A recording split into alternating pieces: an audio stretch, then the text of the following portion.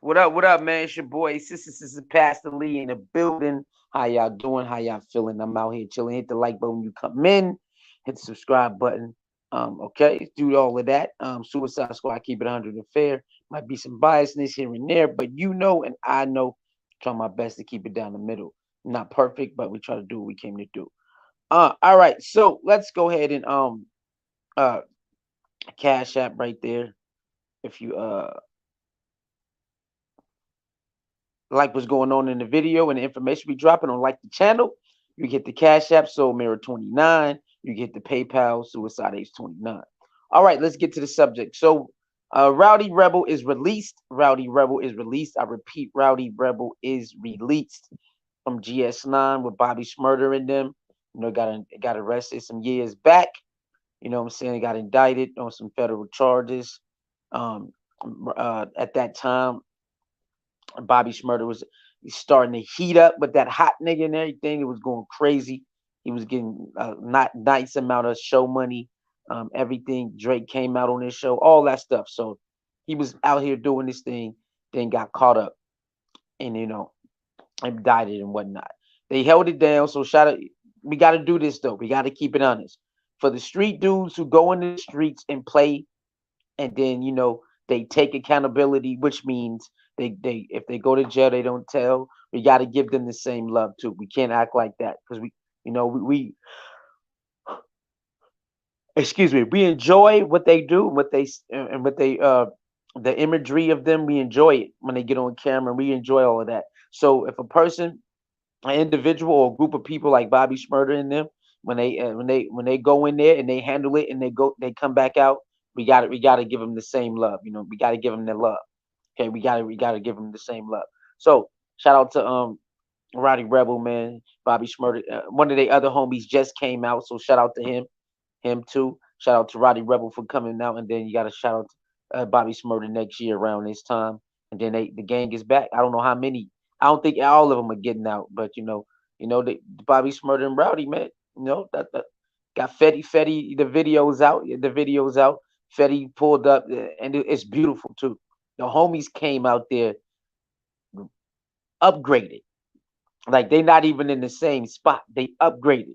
They came out there with foreigns, money, everything. So you know what I'm saying that had to be a good feeling for Roddy Rebel to come home and his homies not even in the same position.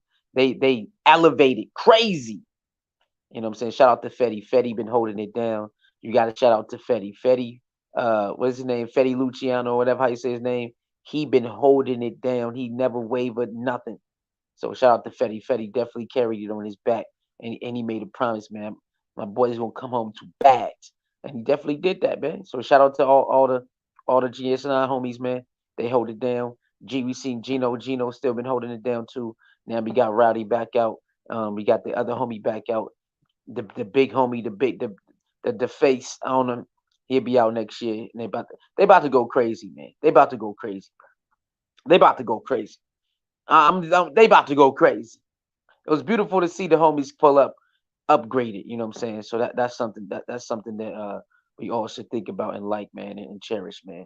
That if you get in a situation like that, you have homies who never left you behind, and then they pull up. You get to come out to your homies, man. They pulled up and they all looking nice. They all looking upgraded. They all looking like they doing better for themselves.